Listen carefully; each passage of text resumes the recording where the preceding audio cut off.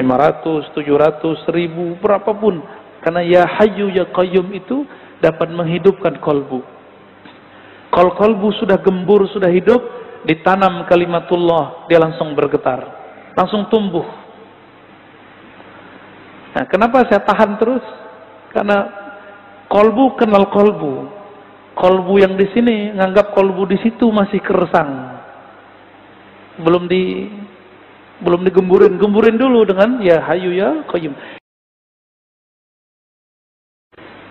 Buya, saya mau nanya, dalam kajian tadi zikir itu terbagi dua, zikir jahar dan zikir sir. Ada kalimat Abdullu bidikri tatmainul qulub, Abdullu bidikri la ilaha illallah. Yang ditanyakan, gimana cara menempatkan Abdullu bidikri itu biar kolbu kita itu hidup dan menyatu. Ya. Mungkin itu aja. Wassalamualaikum warahmatullahi wabarakatuh. Salam. Dalam surat 13 ayat 28, ala bizikrillah tatma'innul qulub. Ketahuilah hanya dengan menyebut nama Allah, kolbu jadi tenang. Kolbu tenang nyebut nama Allah. Berarti nyebutnya di mana? Di kolbu. Belajar zikir kolbu, Pak, ya. Jangan cuma di sini, apalagi di MP3, apalagi di YouTube. Kan di YouTube tuh ada zikir Allah 1,5 jam full. Itu yang tenang mah cuma MP3-nya. Yang tenang itu cuma YouTube-nya. YouTube-nya tenang, kulubnya tidak tenang. Ya, kolbunya yang sebut nama Allah. Ya, sebut Allah di kolbu. Ambil ilmu kepada ahlinya. Masa sekolah aja belajar ke ahlinya, belajar bahasa belajar ke ahlinya, mau belajar bahasa kolbu nggak cari ahlinya, harus ke ahlinya. Ya, diamalin nggak zikir ya Hayyu ya Qayyumnya? Belakang ada yang belum tuh, ya. Antum kalau zikirnya sudah rata, nanti saya talkin semua. Ya, ini pada belum rata ini.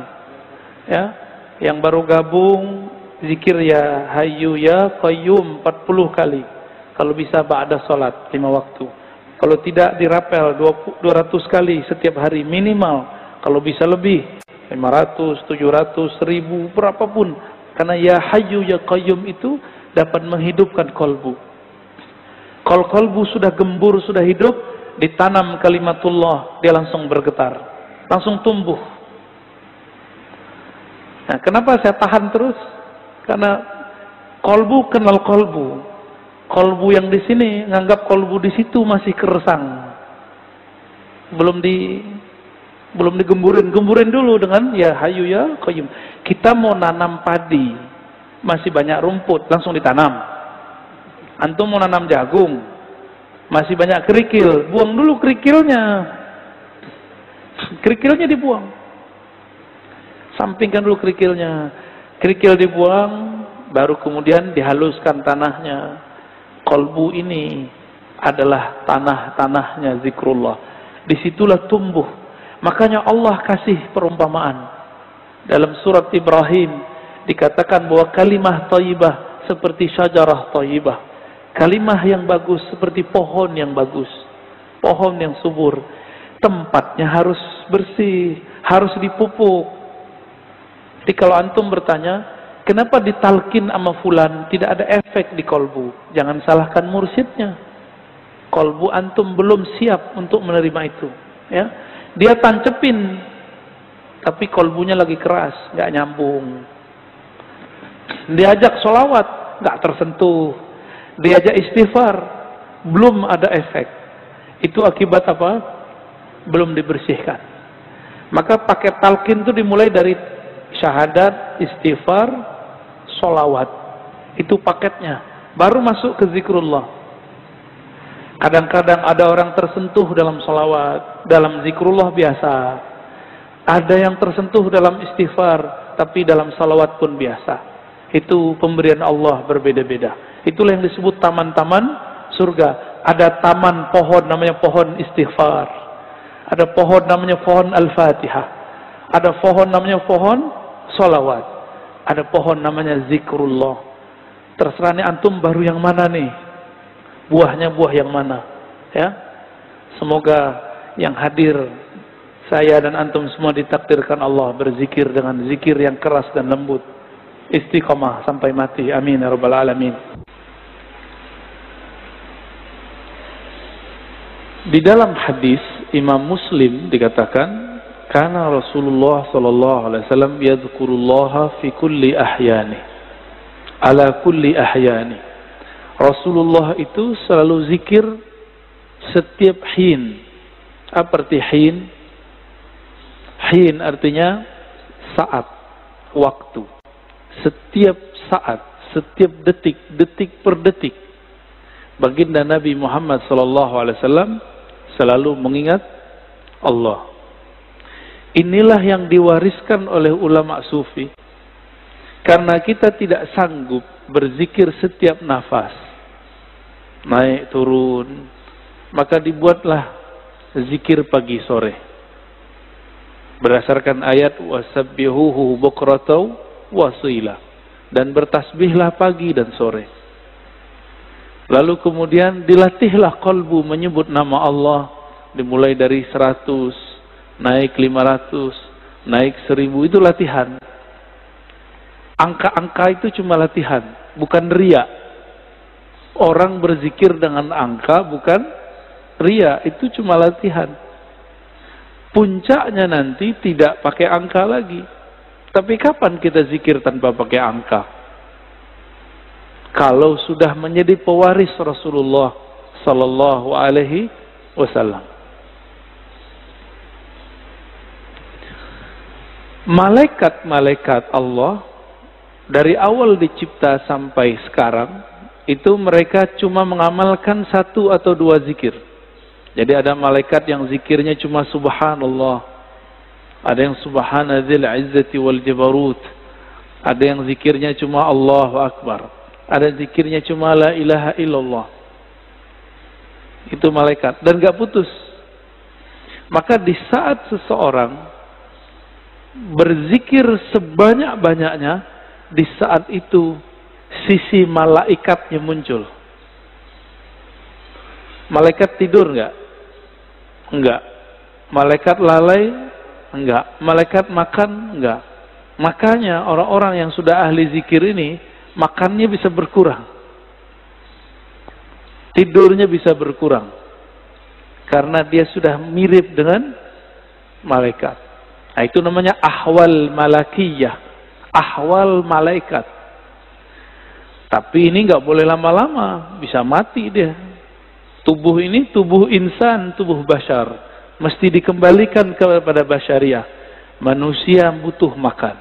Manusia perlu tidur.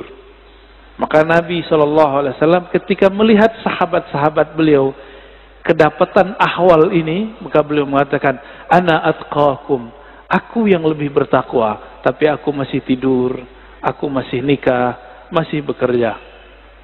Ya. Jadi kalau ada orang merasakan ahwal seperti ini, itu nggak boleh lama-lama. Dia harus punya guru, mursyid yang akan membimbing dia untuk masuk ke ranah berikutnya. Ya.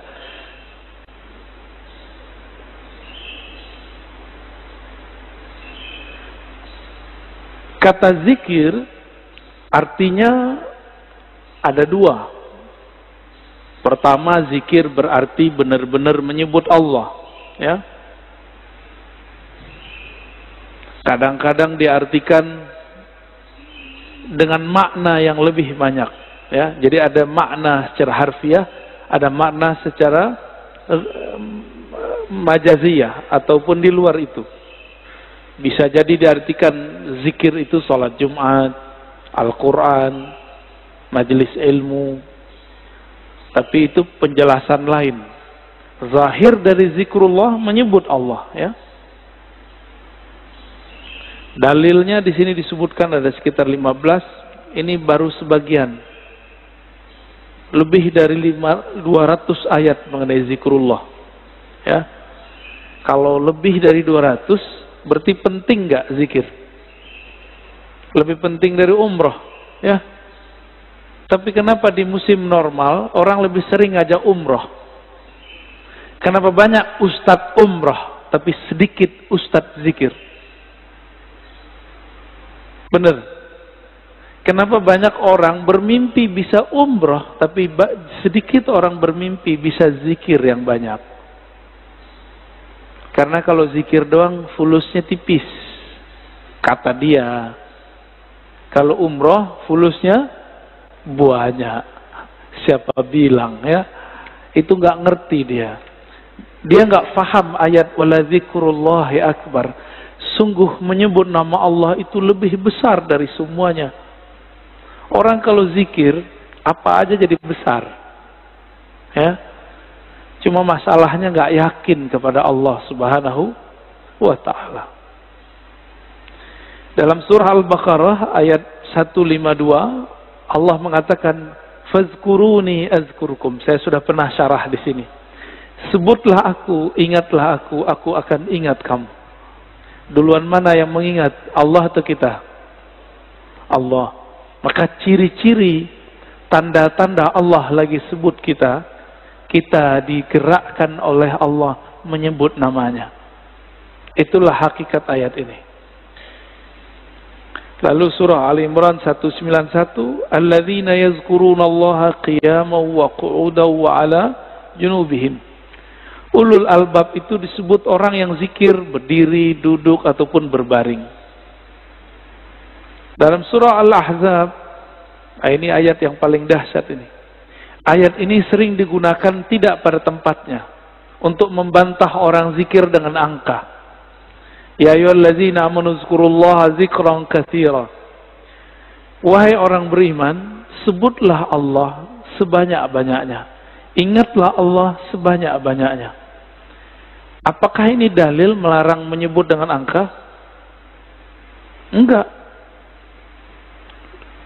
Zikir 1000 itu banyak bukan?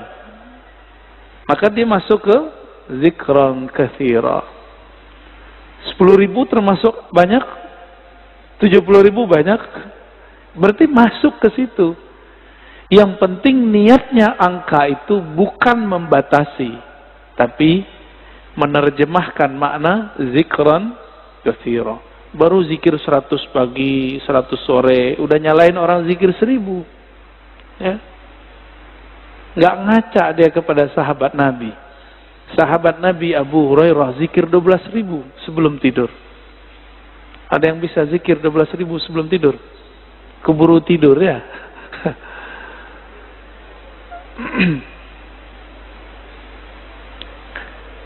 Ada surat Ar-Ra'd ayat 28. Ala bidzikrillah tatmainnul qulub.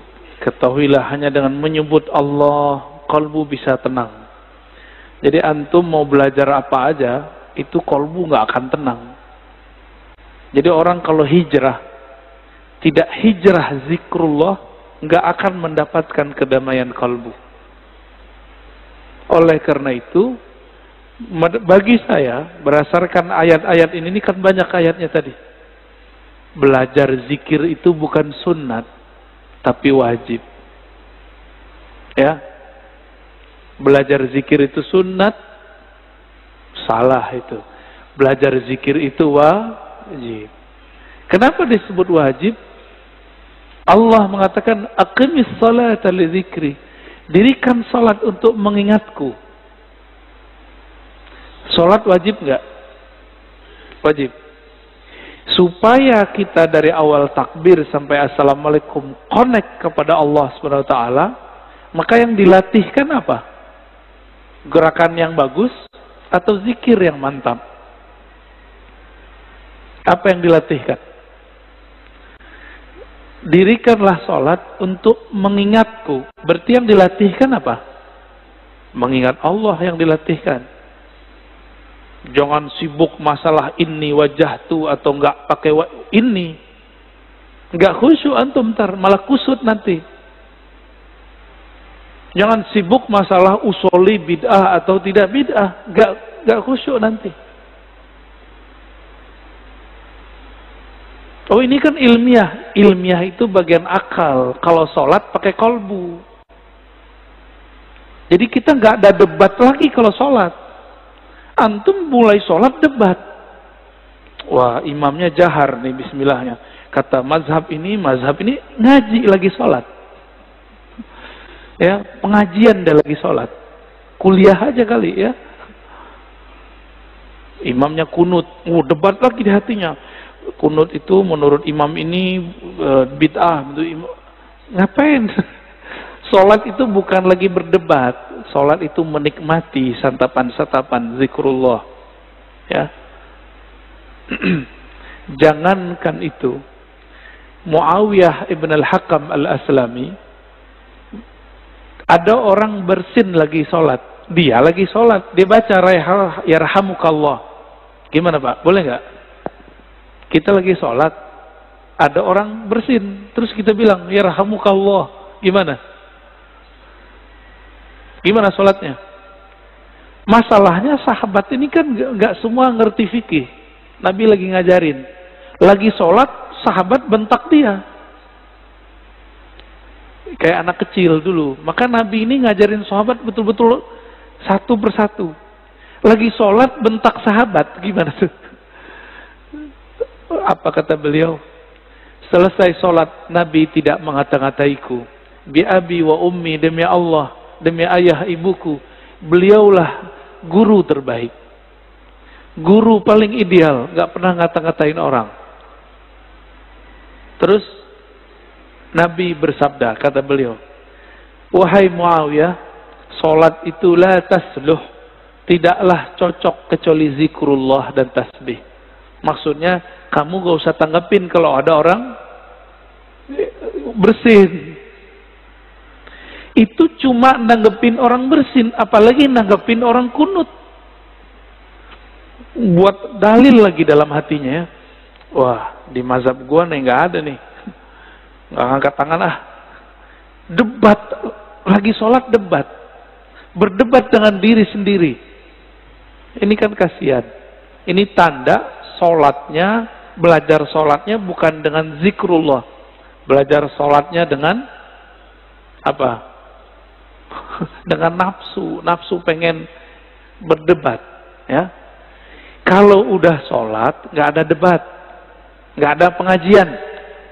Ya, ngaji nanti habis sholat atau sebelum sholat. Baik. Ini dalilnya banyak sekali ya.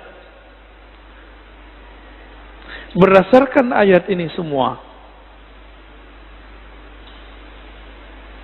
Ibnu Abbas radhiyallahu taala anhuma mengatakan, yang dimaksud dengan ayat-ayat tadi, yazkurunallah fi adbaris salawat wa ghuduwan wa 'ashiyyan wa kullama istayqaza min naumih wa kullama ghada aw raha min manzilih dzakarallaha katsira. Yang dimaksud ayat-ayat tadi, zikir pagi sore, orang yang tidak lalai karena bisnis, yaitu mereka yang zikir ba'da salat, zikir ghuduwan wa 'ashiyyan, pagi dan sore, zikir saat bangun, zikir saat berangkat, zikir saat pulang. Jadi nggak ada waktunya kecuali zikrullah. Qala Mujahid, murid dari Ibnu Abbas mengatakan, seseorang nggak disebut ahli zikir hatta yazkurallaha qa'iman wa qa'idan wa muttaji'an. Sampai dia ingat Allah baik dalam keadaan duduk, berdiri ataupun tidur. Gimana caranya zikir dalam tidur, Pak? Udah ada yang nyoba belum? Ini minum. Gimana cara zikir kalau lagi minum? Bismillah, itu zikir sebelum minum. Bismillah. Itu zikir sebelum minum. Lagi minum, zikirnya apa? Pusing kan? Nah, ini yang mau kita bahas nanti. Kita lagi makan, bisa nyebut nggak? Kan nggak bisa. Apa dong zikirnya? Zikirnya ada dua. Pertama sebut di kolbu. Yang lebih tinggi, memandang air ini dari Allah. Memandang segarnya dari Allah. Kenyang dari Allah, itu zikir lagi makan. Gimana? Udah zikir lagi makan belum? Belum ya? Masih memandang nasi yang mengenyangkan. Masih memandang air yang menyegarkan. Berarti kita belum berzikir saat makan dan minum. Sederhana? Rumah makan sederhana.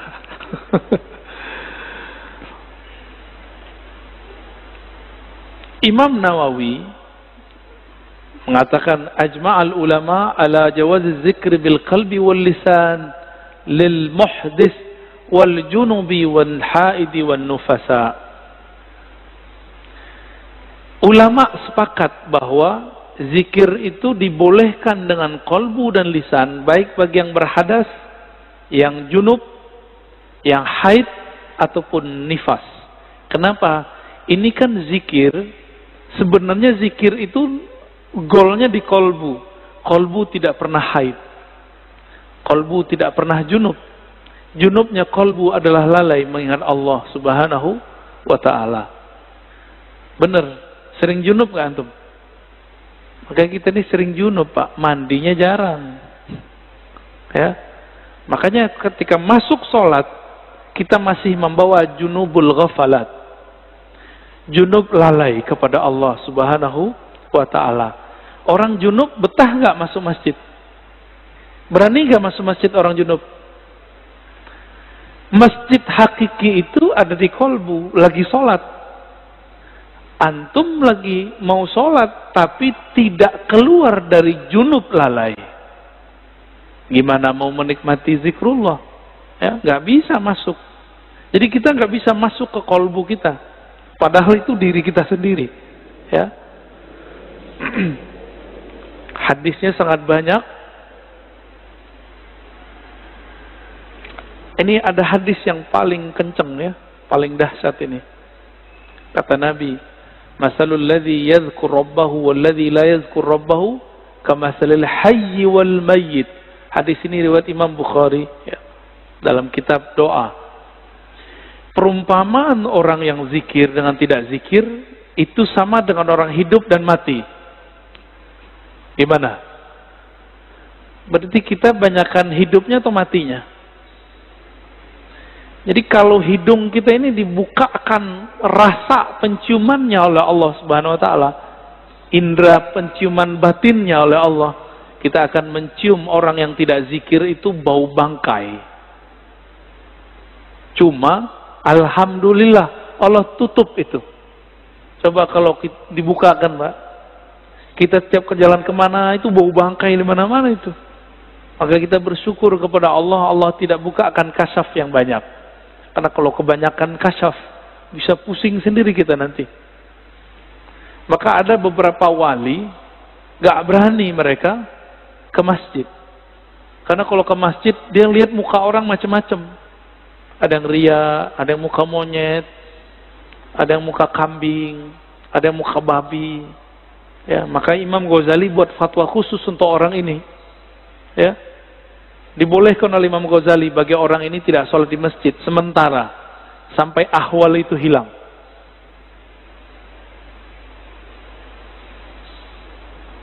Di hadis yang lain, sesungguhnya Allah Subhanahu wa taala mempunyai malaikat yatufuna fit turuqi yaltamisuna ahla dzikr. Allah mempunyai malaikat-malaikat yang yatufun, bertawaf, berkeliling, mencari majelis ilmu. Ketika mereka bertemu, mereka berteriak, mereka memanggil kawan-kawannya, halummu ila hajatikum, wahai sahabat-sahabatku, wahai para malaikat, berkumpullah. Jika yang dipanggil itu ada manusia yang sudah mendekati karakter malaikat, maka dia juga terpanggil ke majelis itu. Jadi yang datang bukan hanya malaikat, tapi juga manusia yang karakter malaikatnya sudah hidup. Ya, itu mana hadisnya. Itulah sebabnya kenapa majelis-majelis zikir itu rame dulu. Masih ingat dulu Ustaz Arifin? Ya, Ramai nggak dulu? Cuma ya sayang, Ustadz Arifin tidak berthariqah. Akhirnya tidak ada kaderisasi murid menjadi mursyid. Karena beliau bukan mursyid. Tapi kita berterima kasih, berkah beliau Indonesia dizikirkan dengan zikirnya yang khas, dengan suara serak-serak basahnya yang lumayan, ya. Tapi beliau meninggal, ya sudah. Untungnya di negeri ini banyak mursyid-mursyid tarekah, ya. Kita beruntung banyak mursyid-mursyid yang mereka memegang ajaran-ajaran zikrullah, meskipun dituduh ahli bid'ah, dituduh sesat, dituduh gila, mereka nggak mau hiraukan, mereka tetap jalan, ya. Itu malaikat ganti shift, fayahuffunahum biajnihatihim ila sama'id dunya. Ketika mereka berkumpul, itu malaikat meliputi orang-orang yang duduk di majelis zikir dengan sayapnya. Ada yang lihat gak? Antum kalau kasyaf bisa lihat. Untung tidak kasyaf, karena kalau kasyaf pasti ketakutan, ya. Itu sampai ke langit pertama, nyundul langit. Makanya malaikat dari timur, dari barat lihat, wah kayaknya ada majelis zikir nih. Mereka akan berkumpul. Kalau ada manusia, kolbu yang sudah berzikir, dia akan ikut meramaikan majelis tersebut. Semoga kolbu kita termasuk kolbu yang sudah berzikir. Amin ya rabbal alamin. Semoga yang hadir ini dipandang Allah, kolbunya kolbu berzikir. Amin ya rabb. Lalu mereka ditanya oleh Allah, wa huwa a'lamu bihim, pada Allah lebih tahu keadaan mereka. Ma yaqulu 'abdi, apa yang dibaca oleh hambaku wahai malaikat? Lalu mereka mengatakan, mereka bertasbih kepadamu ya Allah, bertahmid ya Allah, bertakbir ya Allah, bertahlil. Apa kata Allah? Hal ra'auni, apakah mereka melihatku? Lalu para malaikat menjawab, tidak ya Rabb. Seandainya mereka melihat aku, bagaimana? Oh, kalau kita udah melihat Allah, antum tuh nggak mau kerja lagi, mungkin nggak mau nikah lagi, ya udah asik dengan zikrullah. Ini hadisnya panjang, ya, maka disebut dengan humul julasa la yashqa bihim jalisuhum. Di hadis Imam Tabarani, Abu Darda mengabarkan perihal hari akhir. Rasulullah SAW bersabda, nanti di hari kiamat Allah akan bangkitkan beberapa kelompok manusia, wajahnya bercahaya. Fi wujuhim nur. Lalu ditaruh mereka di atas minbar-minbar yang terbuat dari lu'lu'. Yaghbituhumun nas, laisu bi anbiya wala syuhada. Mereka bukanlah nabi, mereka bukanlah syuhada. Faja a'rabiyun ala rakbatayhi faqala ya Rasulullah hilhum lana na'rifhum. Lalu datang Arab Badui berani naja, wahai Rasulullah, siapakah mereka? Ceritakan kepada kami. Dijawab oleh Nabi, mereka itu dua karakternya.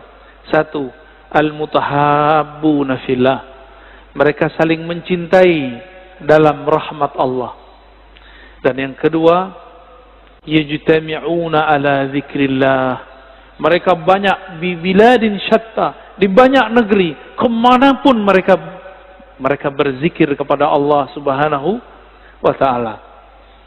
Ini orang-orang begini nih, nanti Nabi aja bingung, wah kok ada makhluk begini ya, bercahaya. Ini hadisnya sangat banyak, kita pendek aja ya.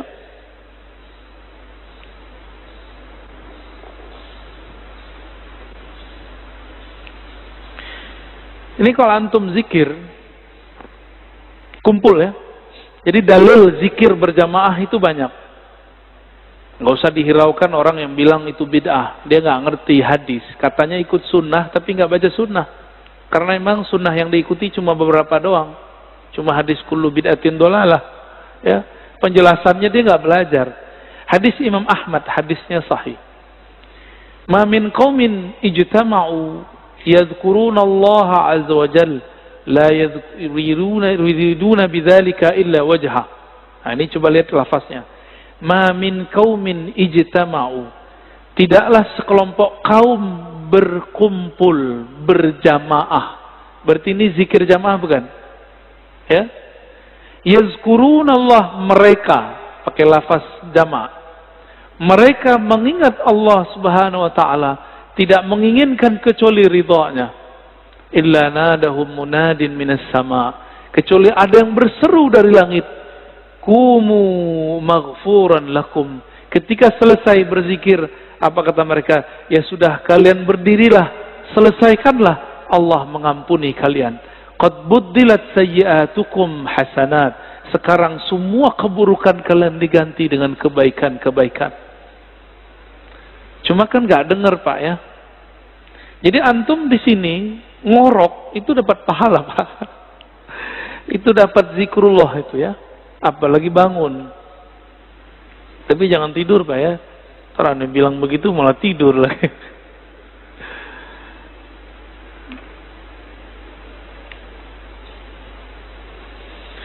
Sayyidina Ibn Abbas menyebutkan keutamaan zikir. Jadi di sini ada kaul-kaul ulama mengenai keutamaan zikir. Kalau sholat ada batasnya atau tidak terbatas? Sholat bisa kapan aja nggak? Bisa kapan aja? Boleh nggak sholat di WC?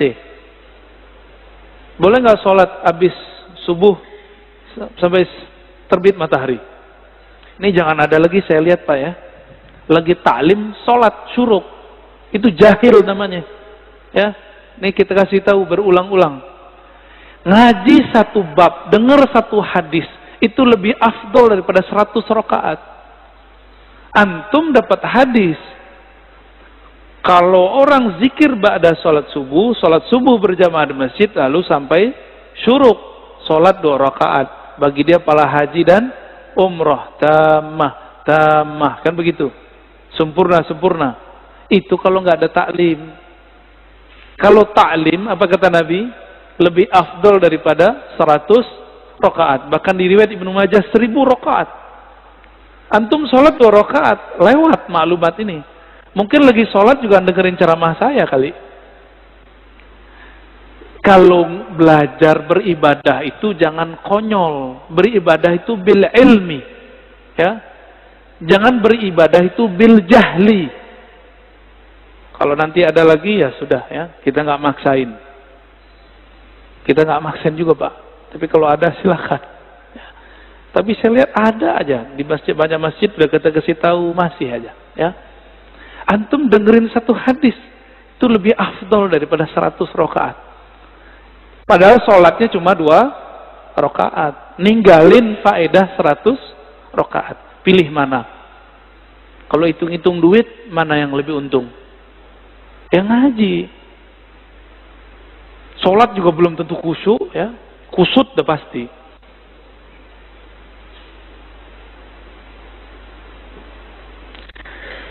Ibnu Abbas mengatakan, sholat itu ada batasnya. Tapi kalau zikir gak ada batasnya. Ya, sesuatu yang Allah wajibkan, tapi tidak ada batasnya, itulah zikrullah. Gak ada batasnya.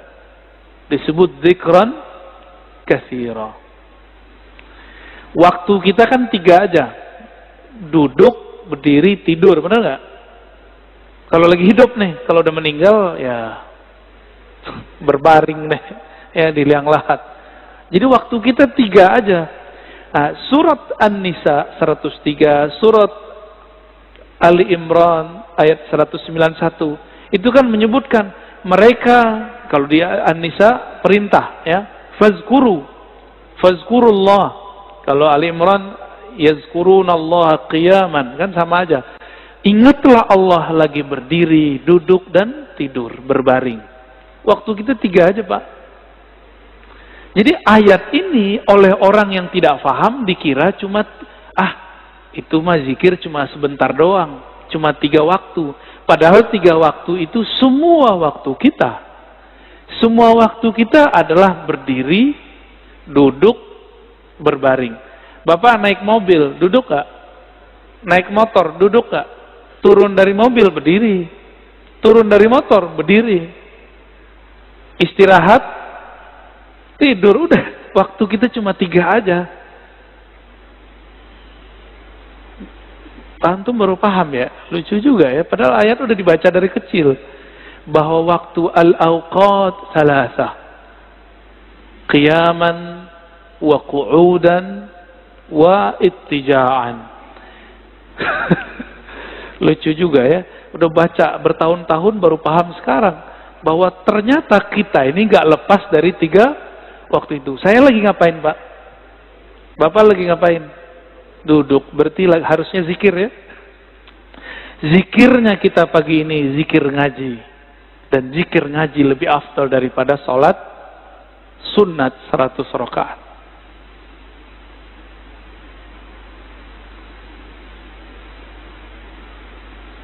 Ibnu Athaillah As-Sakandari mengatakan zikir itu usaha melepaskan kalbu dari ghaflah.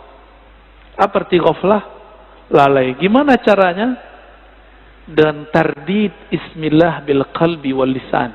Dengan mengulang-ulang nama Allah dengan kalbu dan lisan.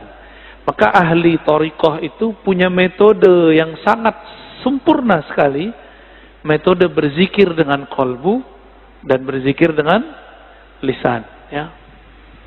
Nanti ada masanya di sini kita zikir. Saya talkinkan semuanya, Pak. Tergantung sirnya turun atau belum. Ini belum ada, Pak, sekarang belum. Karena kalau di kolbunya belum ada koneksi, itu ngefek. Ya. Bapak sholat aja nih, ada debat 1-2 orang masalah kunut, itu ngefek ke badan saya. Langsung nggak nyaman rasanya. Itu terasa, Pak, bagi saya. Agak sensitif dikit, ya. Jadi ada nih orang ngerasa, kunut, itu langsung nggak nyaman saya. Ya. Apalagi di samping saya itu mengganggu sekali. Maka mending nggak kasyaf. Karena kalau kita kasyaf, kedengaran isi hati orang kan gawat. Ya.